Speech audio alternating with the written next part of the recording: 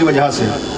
اب اس میں ایک نام بہت آتا ہے, آپ نے اگر یوٹیوب وغیرہ پہ یہ پروگرام دیکھے ہوں گے تو اس میں ایک نام بہت آتا ہے اور بہت لوگ لیتے بھی ہیں کہ یہ ابن تیمیہ کا نظریہ ہے کہ جس نے اتنا سب کچھ کرایا, اور مجالس میں بھی یہ آپ نام سنتے رہتے ہیں کہ یہ ابن تیمیہ کا نظریہ. میں یہ کہتا ہوں کہ ابن تیمیہ کا نظریہ ہے وہ بھی گنہگار ہے, لیکن صرف وہی نہیں ہے. کبھی کبھی ایسا ہوتا ہے کہ ایک کو پھنسا کے بہت لوگوں کو بچا لیا جاتا ہے. اب اگر آپ کہیں کہ اتنا سب کچھ یہ جو توہین ہوئی روزوں کی, یہ جو قبریں گرائی گئی, بلڈوزر چلائے گئے, یہ صرف اور صرف ابن تیمیہ کا نظریہ تھا, تو آپ یہ بتائیے کہ جب رسول کی توہین ہو رہی تھی تو وہاں کون سا ابن تیمیہ موجود تھا؟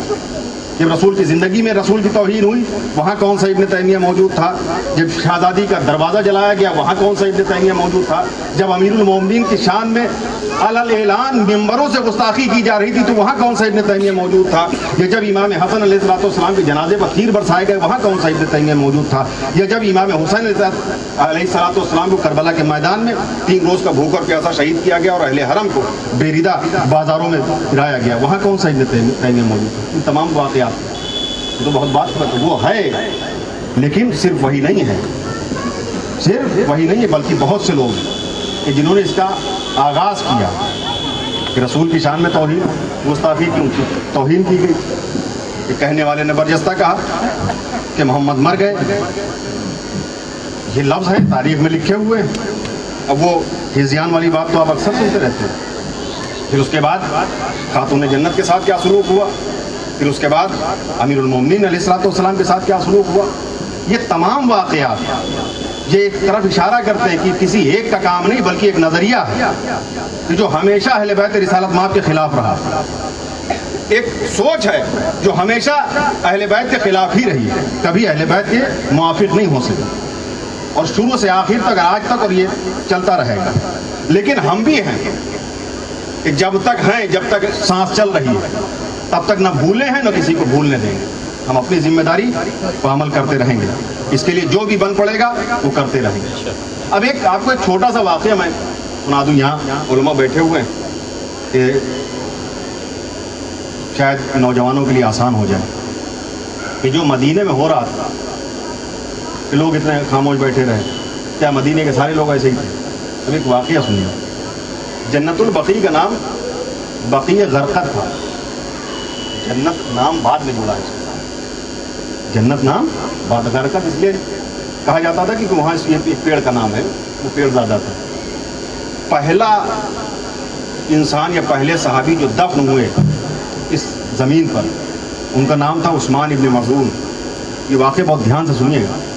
عثمان ابن مظعون جو پہلے دفن ہونے والے ہیں, جو مہاجر تھے اور انصار میں سے جو پہلا شخص دفن ہوا ان کا نام تھا اسد ابن زرارہ. عثمان ابن مظعون رسول اللہ بہت چاہتے تھے. جب ان کی وفات ہوئی تو سرکار نے خود ان کی قبر بنائی اسی جگہ پر جو جنت البقیع کا آتا ہے, وہاں کی تدفین ہوئی. اور جب تدفین ہو گئی تو وہاں پر 2 بڑے پتھر سرکار نے اپنے ہاتھ سے اٹھا کے ایک سرانے رکھا اور ایک پائتی رکھا. کس لیے رکھا؟ تاکہ ان کی قبر کا نشان مٹ نہ جائے. اب پہلی بات تو یہ سمجھ لینا چاہیے کہ رسول خود کر کے بتا رہے ہیں کہ قبر کسی کی قبر کا نشان مٹ جائے تو مٹ جائے, لیکن جو بڑے لوگ ہیں ان کی قبر کے نشان باقی رکھنا سیرت رسول ہے. اپنے صحابی کی قبر کا نشان باقی رکھنے کی کوشش کر کے سرکار نے بتایا. ایک بڑا پتھر سراہنے رکھ دیا اور ایک پائنتی رکھ دیا تاکہ وہ نشان باقی رہے. یہ کب کا؟ یہ ظاہر سی بات ہے سرکار کی زندگی کی بات ہے, تو 11 ہجری 10 ہجری سے پہلے کی بات. جب مروان ابن حکم گورنر بن کے مدینے آیا تو اس نے سب سے پہلا کام یہی کیا کہ یہ دونوں پتھر جو سرکار نے اپنے ہاتھ سے رکھے تھے انہیں ہٹوا دیا وہاں. یہ پورا کتابوں میں درج ہے. اب آپ سوچ رہے ہوں گے کہ پتھر کی بات میں کیوں لے کے آ رہا ہوں. جب وہ آیا تو اس نے وہ دونوں پتھر وہاں سے ہٹوا دیا. اب یہ عثمان ابن مظعون کی دشمنی میں ہٹائے یا سرکاری رسالت مآب کی دشمنی میں ہٹائے, یہ ایک الگ مسئلہ ہے. لیکن وہ دونوں پتھر کا اپنی جگہ سے ہٹ جانا اتنا گراں گزرا مدینے والوں کو, اتنا شدید رد عمل, اتنا سخت اختلاف مدینے والوں نے کیا کہ دوبارہ اس پتھر کو وہیں لے جا کے رکھنا پڑا. اور وہ پتھر کے رکھنے کے ساتھ ساتھ وہاں پر ایک گنبد بھی تعمیر ہو گیا. اس کا مطلب یہ کہ مدینے والے سنتے بھی تھے اور دیکھتے بھی تھے، سنتے بھی تھے اور دیکھتے. ایک صحابی رسول کی قبر سے پتھر ہٹا دیا تو اس کا اتنا رد عمل ہوا کہ پتھر تو دوبارہ وہ رکھے گئے، ساتھ میں وہاں قبہ بھی بن گیا. یہ وہی مدینہ ہے کہ جہاں خاتون جنت اپنا حق مانگ رہی اور کوئی ساتھ میں کھڑا نہیں ہو رہا.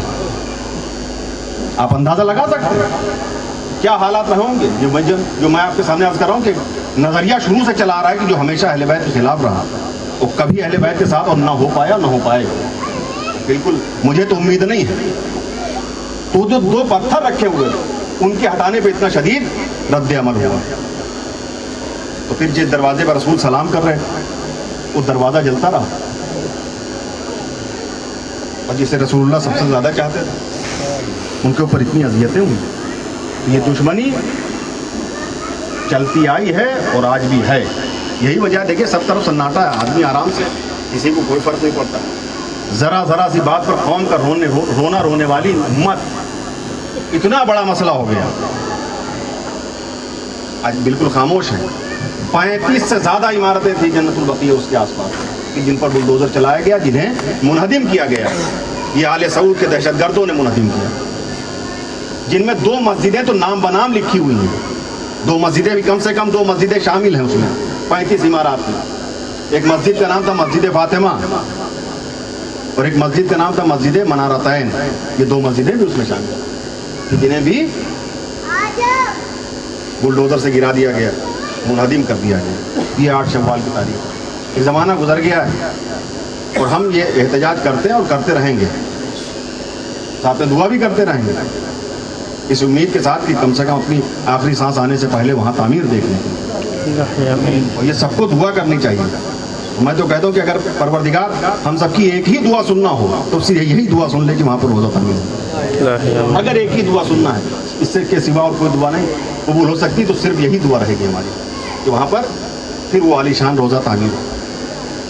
جہاں یہ صرف مدینے اور مکے کی بات ہے، عین 18 ذی الحجہ کو یہی آل سعود کے دہشت گرد کربلا اور نجف پر بھی حملہ کرتے ہیں. وہاں سے زرعی اور جو تبرکات ہیں وہ لوٹ کے لائے جاتے ہیں.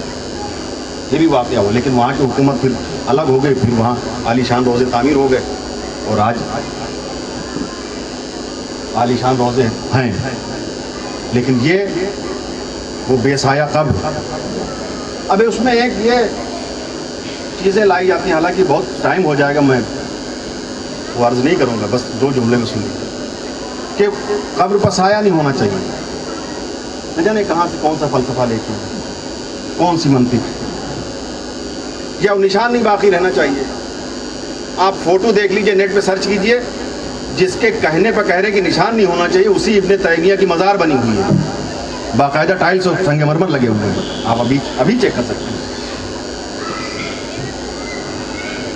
ایسے لوگوں کی تو قبروں پر سنگ مرمر لگا ہوا ہے، اور جو خاتون جنت ہے اس کی قبر کہ اس پہ کوئی نشان بھی بات نہیں.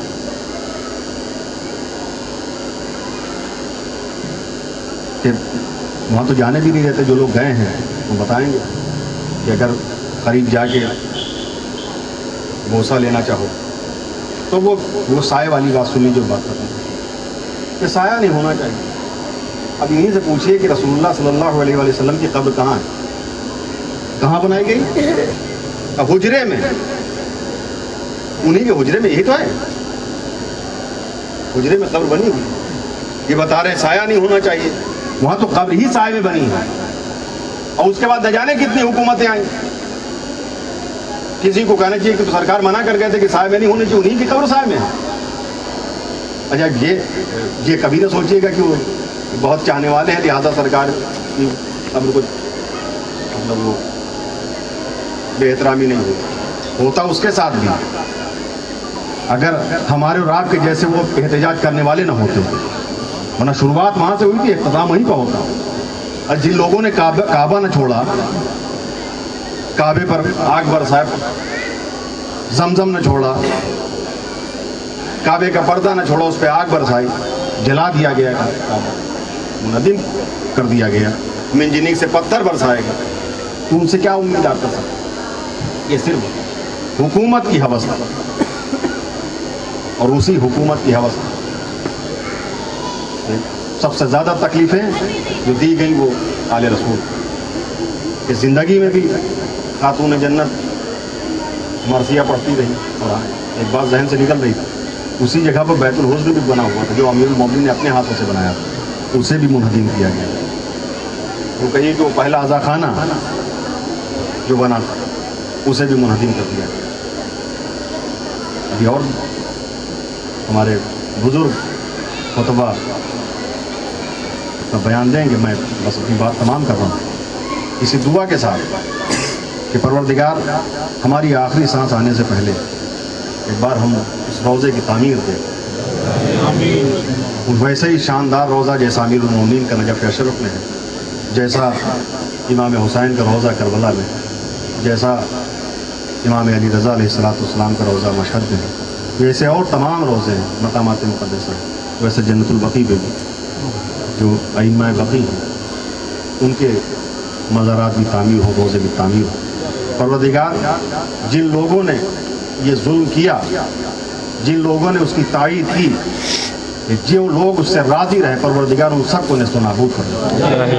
परवरदिगार तुझे मोहम्मद वाले मोहम्मद का वास्ता है कि जो भी इस अमल से ज़र्रा बराबर भी राज़ी रहा, परवरदिगार उसे दुनिया का भी अज़ाब चखा और आखिरत का भी अज़ाब।